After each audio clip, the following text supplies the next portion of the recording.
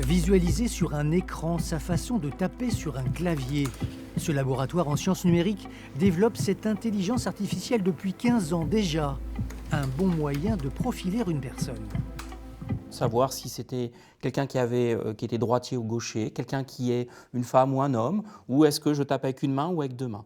Ça peut être utilisé par beaucoup de gens, les forces de l'ordre très clairement, parce que pour essayer de reconnaître le profil d'une personne, par exemple, est-ce que je suis bien en train de chatter avec une jeune fille de 14 ans ou au contraire un monsieur de 50, donc pour la protection des enfants sur Internet. Autre application utilisée par la police ou la gendarmerie, cette plateforme d'investigation numérique.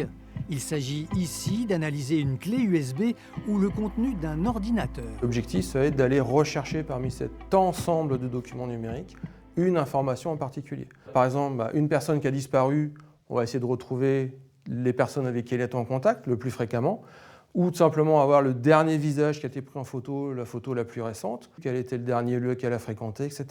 Puisqu'on est aussi capable de faire de la géolocalisation sur les photos. Images, textes, fichiers, l'intelligence artificielle est devenue un véritable outil pour détecter les attaques, elles-mêmes générées par cette même IA.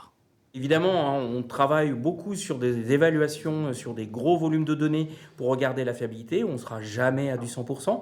Par contre, on va avoir des taux qui vont être extrêmement élevés et qui vont parfois être bien supérieurs à ce que pourrait faire un humain. Chaque jour, 1,5 milliard de fausses informations circulent sur les réseaux sociaux, avec toujours de nouvelles applications. La dernière en date, OmniHuman One, capable de transformer une simple photo en document audio-vidéo.